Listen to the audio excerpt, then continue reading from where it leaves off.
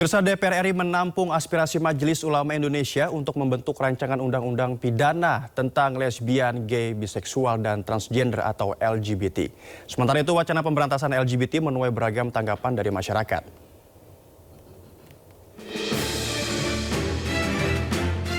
Majelis Ulama Indonesia tengah menggodok naskah akademik dan rancangan undang-undang pidana tentang lesbian, gay, biseksual, dan transgender atau LGBT.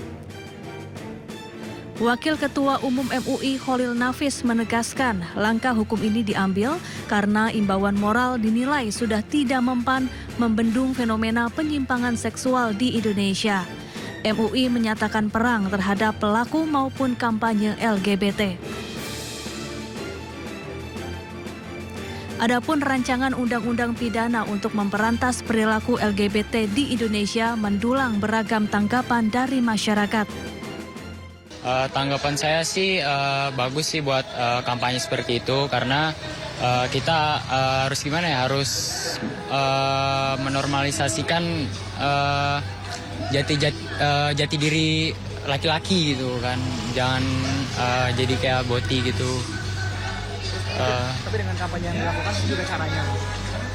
Kalau cara kayak gitu 50-50 lah, setuju, nggak setuju ya. Karena mungkin bisa menyakiti hati orang lain juga. Tapi dengan kampanye yang disuarakan, Setuju saya.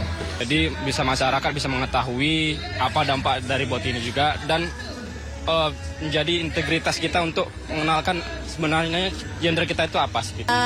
Untuk kampanye berantas boti menurut saya oke ya, since LGBT di Indonesia kan masih belum diperbolehkan ya, masih ilegal. Cuman mungkin caranya kali ya Mas, nggak yang lindas boti atau apa, anarkis banget. Cuman mungkin bisa baik-baik atau pengarahan kayak kalau nemu orang yang agak-agak boti bisa mungkin diluruskan atau dibilang baik-baik gitu. Ya, tapi jangan anarkis juga sih, kan manusia juga ya walaupun boti. Sementara itu DPR telah menampung aspirasi MUI untuk memberantas LGBT dan akan membahasnya. Tim Liputan iNews melaporkan. Pusaran kasus ijazah, Menko Polhukam 2019-2024 Mahfud MD menyebut pengadilan harus membuktikan terlebih dahulu jika ijazah Jokowi asli.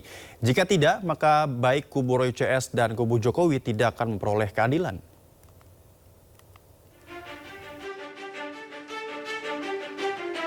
Setelah berbabak-babak, akhirnya kasus fitnah ijazah Jokowi memasuki babak paling genting, yakni sidang peradilan.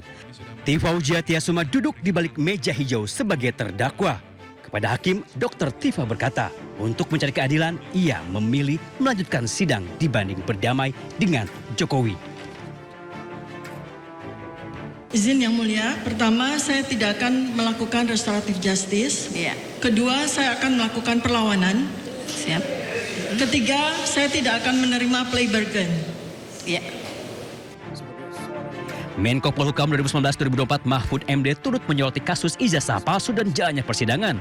Menurut Mahfud, untuk mendapatkan keadilan bagi kedua belah pihak, maka ada langkah pertama yang harus dilakukan oleh pengadilan, yakni membuktikan terlebih dahulu keaslian ijazah Jokowi. Ini harus dibuktikan dulu di pengadilan. Kalau tidak ada upaya membuktikan kebenaran ijazah dulu, itu berarti tidak fair karena isu utama jasa.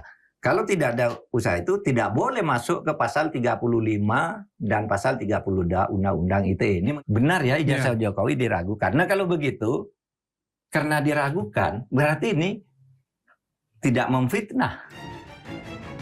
Selain itu, terkait tanda tanya apakah Jokowi sebagai pelapor akan datang ke persidangan atau tidak, Mahfud juga berpandangan jika presiden ketujuh itu tidak wajib hadir, asalkan mampu menunjukkan bukti kuat jika ijazahnya 100% asli. Sementara itu, kuasa hukum Jokowi memastikan jika mantan wali kota Solo itu akan hadir persidangan dan siap bertarung secara hukum dengan Roy dan Dr. Tifa. Bapak menyampaikan kesediaannya untuk dapat hadir sesuai dengan mekanisme peradilan nanti, dan tentu akan menyampaikan apa yang harus dilakukan, termasuk menyampaikan ijazah-ijazahnya. Kasus ijazah Jokowi telah bergulir hampir 2 tahun. ROU CS menyebut menemukan data jika ijazah S1 Jokowi 99,99% palsu. Jokowi tidak terima. Ia mengaku dirinya sudah direndahkan serendah-rendahnya dan dihinakan sehina-hinanya. Jokowi lalu memilih melaporkan 8 orang ke Polda Metro Jaya, termasuk Roy Suryo dan Dr. Tifa. Tim Liputan Ainus melaporkan. 7 orang telah ditetapkan sebagai tersangka korupsi MBG. Yang terakhir adalah polisi aktif berpangkat Brigadir Jenderal. Koordinator Maki, Boyamin Saiman menyebut tersangka korupsi MBG bisa terus bertambah.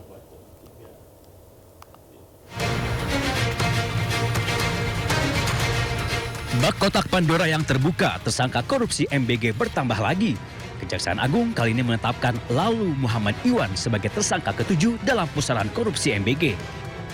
Kejagung menyebut Sekretaris Deputi Bidang Promosi dan Kerjasama Badan Gizi Nasional ini terlibat korupsi penjualan ompreng atau food tray. Modusnya, perwira polisi aktif berpangkat Brigadir Jenderal itu mencari calon mitra untuk mendirikan dapur MBG. Syaratnya, mereka wajib membeli ompreng kepada perusahaan PT SGI. Belakangan terungkap PT SGI ternyata perusahaan yang sengaja ia dirikan. Jadi, perannya adalah pada tahun 2025, saudara LM ini meminta saksi YCS dan RD mendirikan suatu perusahaan ya, dengan tujuan sarana untuk melakukan penjualan alat berupa food tray kepada calon mitra SPBG dengan harga yang sudah ditentukan oleh tersangka LMI. Ya. Walaupun sudah menetapkan 7 orang tersangka, Ketua Masyarakat Anti Korupsi Boyamin Saiman menyebut jumlah tersangka korupsi MBG kemungkinan akan bertambah. Boyamin juga mendesak Kejagung tidak hanya menetapkan tersangka, tetapi juga harus bisa mengembalikan kerugian uang negara. Jadi ini masih banyak yang harus jadi tersangka, karena banyak yang dimanipulasi, banyak yang dikorupsi.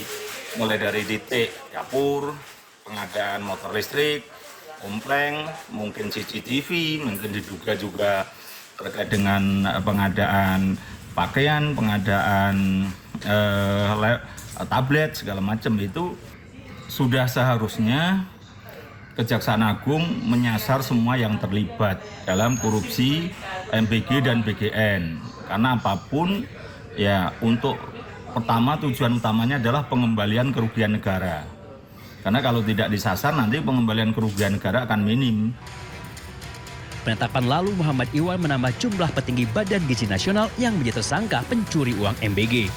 Sebelumnya, Kejagung sudah lebih dulu menangkap Ketua BGN Dedan Hindayana dan 2 wakilnya, Sony Sonjaya dan Lodewijk Pusung. Menyusul 3 tersangka lainnya dari pihak swasta, yakni Asep Yusuf Somantri, Glory Harimah Sihombing, dan Andri Mulyono. Tim Liputan Ainus melaporkan. Pemirsa, kita ke informasi selanjutnya. Skandal korupsi program makan bergizi gratis semakin meluas. Dan kali ini seorang polisi aktif berpangkat jenderal ditetapkan Kejaksaan Agung sebagai tersangka korupsi ompreng MBG atau food tray.